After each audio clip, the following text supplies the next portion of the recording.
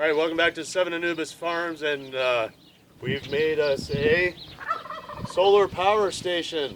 Solar power station is going to power our solar power station is going to charge our IBC tote pond filter, as well as the mid-spring waterfall that we have installed into the pond. You'll see that in the other video here coming up. So let's go through the build process and see how we did this.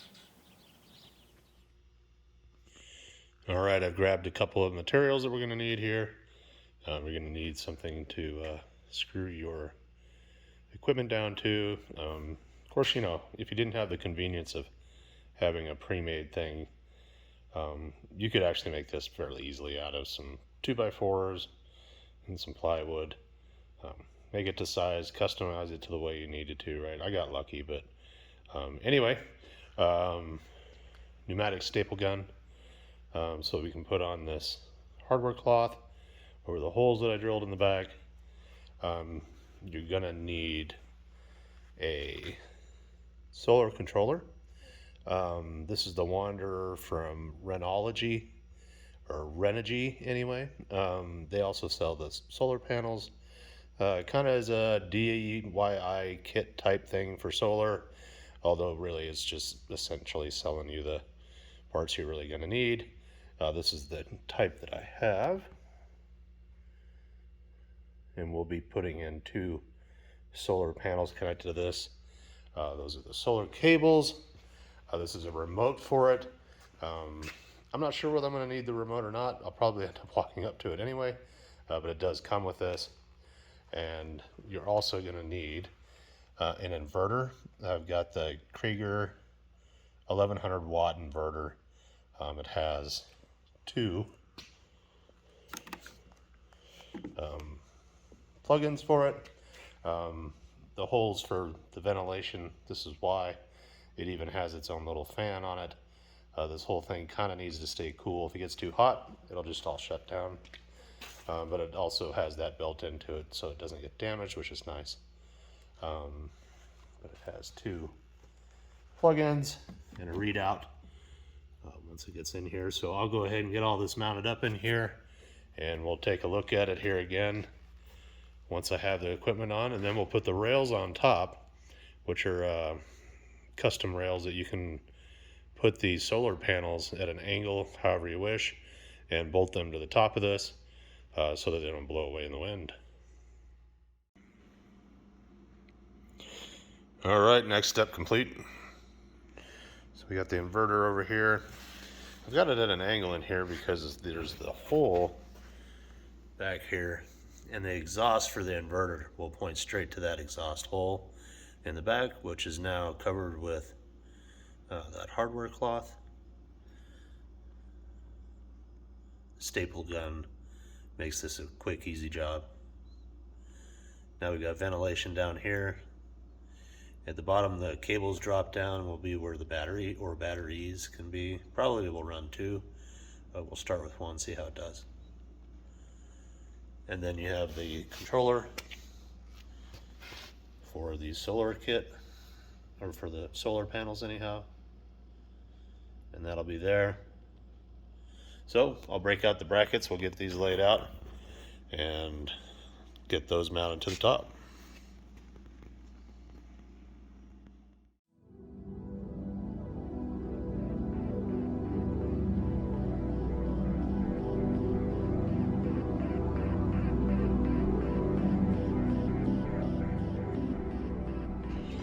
All right, so we got this solar panel charging station all set up. We got the panels all mounted. Need to add a couple more of these little knobs in the front just to keep it from pushing. So out here in glorious Akron, Colorado, we have a lot of wind, and the wind is gusts of 70-80 miles an hour. So setting up a big sail essentially isn't great, but the cabinet works out really well. Keep things dry on the inside. Put a couple of pieces of rebar on either side of the cabinet just to make sure that it was good. I've got this little bungee cord on here for right now. I'll just get these other screw knobs put in. I'm currently only using one of the panels, so I got the other one laying down just to keep the sail effect from happening, right? Then we'll open up the cabinet. Open this up and let everybody see. So this is what goes on the inside. You have a 12-volt battery. The converter comes off of the panels, goes to the converter, then to the battery, charging the battery, and then the battery is hooked up to this inverter that then allows you to power up devices, right?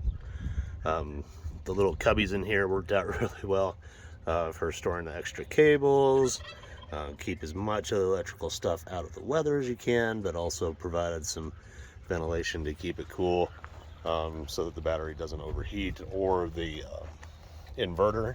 The inverter has a fan on it, like I said before earlier, and we got that pointed out towards that hole back there, just to keep it from heating up too much when it gets real hot out. This is plugged into an external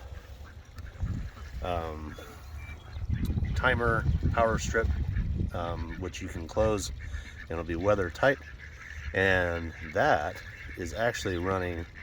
So the inverter itself is running two different things. It's running our filter, which we put in yesterday as well, and then you can see out here we have a spring, like a mid-rock spring. Let's see if I can get in real close here for you, and you guys can see this with the shaky zoom. Sorry. I'll try to get another little shot of this since it's a little hard to see, but anyway, there's a mid-spring little waterfall that runs off of a pump out there. The other thing I don't really like is this. I don't like the color of this hose sticking up for the pump for the filter. Now, I'm going to replace that probably with a black, or maybe in a softer type of thing, and put some rocks around it or something, just to kind of hide the whole thing a little bit more. Over here you can see the return, that blue hose, from the filter. So what happens is, this filter out here with the green hose on it, this guy here, right, pumps water kind of at the surface and does a skim, because the ducks and geese really make the pond water pretty nasty, right? There's, 4 inches, 6 inches of duck muck at the bottom of this thing. But to keep that cleaner and provide them better water, we put in a filtration system using an IBC tote. And this IBC tote is here, right? And so this works kind of together, right? So this is a culmination of a couple of different projects. The solar panel charging station, right? And then this sump, which is like an above ground sump, essentially. So it's not really a sump, it's really just a filter, but it acts like a fish tank wet dry filter in a sense. Water is pumped into the top, right? And then passes over filtration pads, right? And then in the middle are a bunch of biomedia, bio balls, which we showed earlier in this video. And that is the intake. And then the outlet, you just get a adapter kit on Amazon for your IBC tote. Hook that up to a hose. I don't like the color of this hose either, honestly, but that's pretty nitpicky. And then this actually, so all the water passes through, filters through the pads, through the biomedia, back out to the pond, which then returns back via gravity flow back to the pond, creating a filtration for the pond. Somewhat experimental, but I do the same thing for a lot of aquariums, and it works well for fish. We're just hoping that the volume will allow this to keep the water better. It's not exactly super nasty water. It does have some duck muck at the bottom. We'll get some muck cleaner and put in the water. That'll help some.